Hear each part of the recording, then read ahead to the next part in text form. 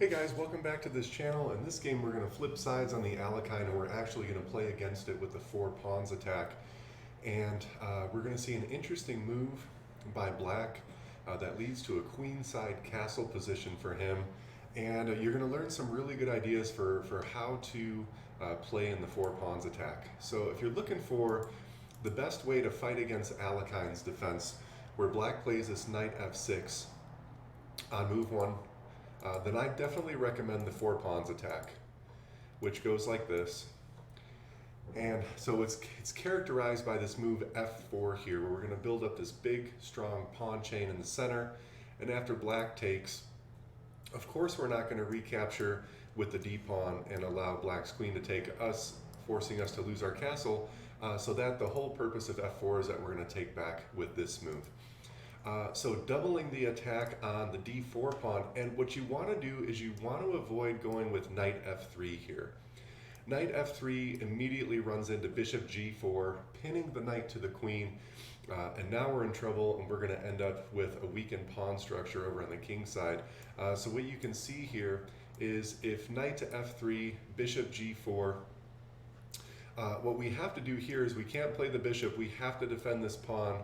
And then after black takes, we have to take back with the g-pawn, and this leaves us quite weak and still with a slight advantage, but nothing really to write home about.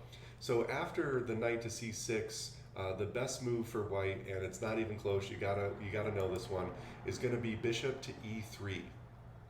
Bishop to e3, double defending the pawn, and preparing to defend and build from there. Now, what you're often going to run into here is bishop to f5, and from f5 the bishop is eyeing the c2 square, and from there black wants to jump its knight to c4 and then come down and fork our king and our rook with check. Now, you might be tempted when you see this move to play something like a3. A3 is a little bit passive. It does prevent the knight from jumping in, but we actually don't have to worry about the knight jumping in if we just go with knight to c3. Because now if knight to b4, we can simply play rook to c1, and then after something like e6, opening up the dark squared bishop, we can kick the knight back with a3, and now we're in this beautiful position with a rook and a pawn and a knight developed. So we do not want to play a3 straight away. What we want to do is just go ahead and play knight c3, and if our opponent wants to jump in with this, we can play knight to c1 and then kick it on the next move. So if you're not familiar with these tactics with the 4 pawn attack and how to combat this bishop to f5 move in the Alekhine, you're already ahead by having watched this video, but we're going to go ahead and take and build on it. And what's really interesting is usually the move for black here is e6, and he wants to get his dark squared bishop out to do some things, maybe just to here, get castled, and then just play sort of a passive game. And I play the Alekhine defense myself, and if I'm not playing e6, then I'm usually playing g6 and trying to get my bishop over here with scope on the rook. But here my opponent goes for queen to d7 with the intention of a queenside castle. And what's tricky about this queenside castle is that all of a sudden he's going to have the rook and the queen and the knight all bearing down on this pawn, and so that's going to get a little bit tricky.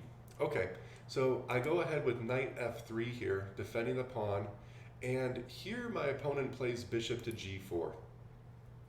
And remaneuvering the bishop immediately from f5 to g4 once your opponent plays knight to f3 is usually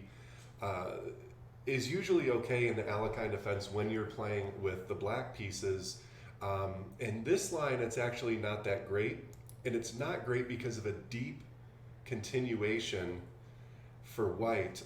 In the game, I played bishop to e2 here, and bishop to e2 still leaves me with the advantage, so it's nice and safe. But I'll show you what I should have played. What's really, really interesting is what I should have played here was d5. And then if bishop takes f3, I can even play e6. After the bishop takes my queen, I can take his queen back with check. And after he retakes with the knight, I can take his knight with pressure on the knight and pressure on his bishop. He's going to have to choose which piece he wants to defend. He's going to end up losing one of them. Even if he plays like well, he can't play that, but the computer says that he has to play bishop to h5 here. Of course, at that point, I will take d7 with check, and I'll be up a full 2 points of compensation, and also have the bishop pair against his. So I miss this continuation, but I want you guys to see this. Rather than playing bishop to e2 here, after this bishop to g4 move, take a look and see if d5 is available for you. Run through this in your head and just know, now it seems crazy, this can be a really difficult move to find because you've already given up your knight and your queen is under attack and you haven't even attacked his queen yet. And normally in trade sequences, that's not a good way to go, but in this case it works. E6, bishop takes, e takes with check, knight takes d6, and it comes with attacks on 2 pieces. He's only going to be able to save 1. So if you've made it this far in the video, that's great. I'm going to show you how the rest of this plays out. You can go ahead and feel free to watch. So we get a triple castle here, and then I'm going to go ahead and play c5. I thought for a while on this move, and I think it was probably the move that I took the most time on. I figured I was probably going to lose a pawn, and but what I wanted to do was go ahead and play c5, which ends up being the best move, to get his knight over to d5, so that his knight would at least be in the way of the battery, so he wouldn't have as many pieces attacking over there. I figured it would buy me some time. What I should have done here is play knight takes d5. Instead, I played the second best move, which is bishop to f2, getting it out of the way. A little bit passive. You can see in this position that taking the knight, rather than retreating the bishop away from the knight, is sort of a more aggressive approach to this, and it even is going to leave my pawn defended even if he picks off this knight here, and I'm totally solid here. So a little bit disappointed with myself that I didn't calculate that. This was a 3-minute game, but still not considered a blunder by the computer, which is great. Okay.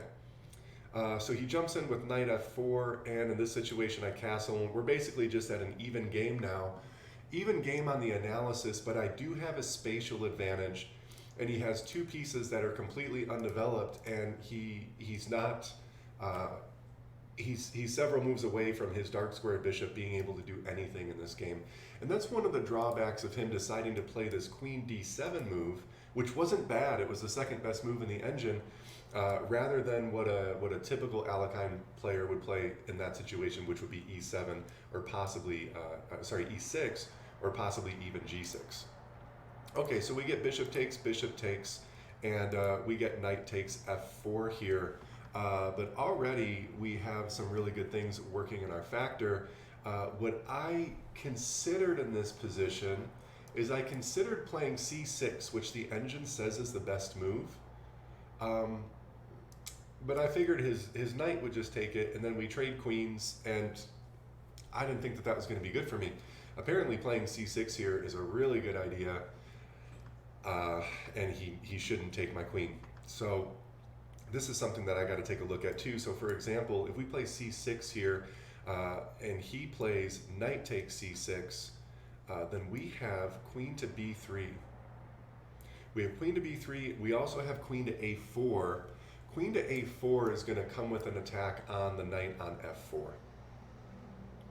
And it's also creating a double threat on the a7 pawn, which is going to be difficult for him to meet. So that is the move that I absolutely should have considered, and at that point it should have been lights out. Now, I considered c6, but I didn't really see this follow-up queen a4 and everything that it represented. And all of a sudden we can see white's position sort of coming alive. Once those pawns are off the board, and I'm actually, at this point in the game, I'd be down by 2 pawns.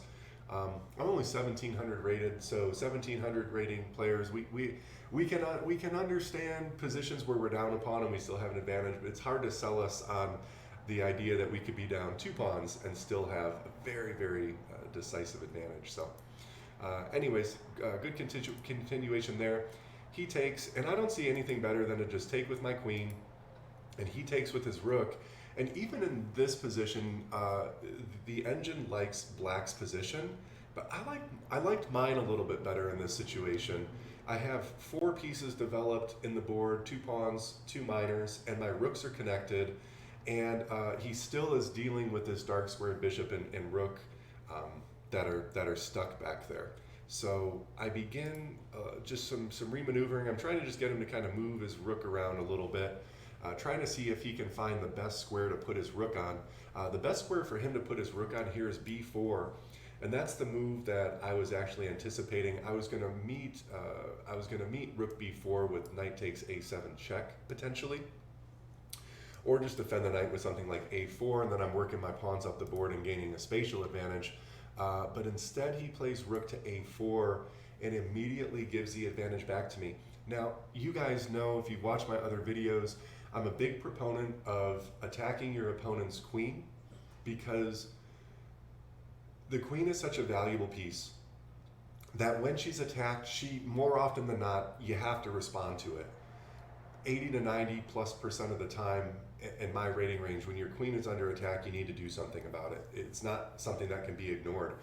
And moving the queen, if that's what's called for in that situation, to a different square is of the utmost importance in finding the ideal square, because the queen is so valuable. If you move a bishop or a knight to a square that's not ideal, that's okay. Sometimes it's easier to recover from that. But a queen is so valuable, you have to get it right. Rooks would be next in line here. So here I attack my opponent's rook, and he does not put it on the best square. I'm able to start harassing it, and he's starting to run all over the place here. I'm getting my pawn development here like I wanted.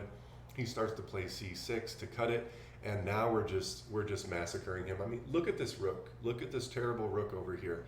So we can just kind of play through the rest of it. This is the idea. He attacks my knight, I just attack his rook back.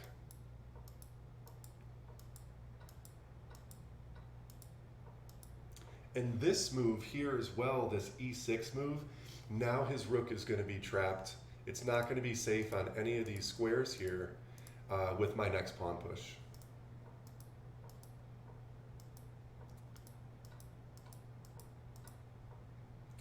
And so now we're feeling pretty good. You can't fall for this guy trying to put him in check, because you do have to pay attention to the fact that his bishop is there.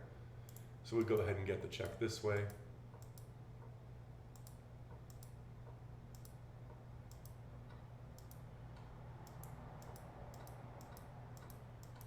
And here my opponent resides.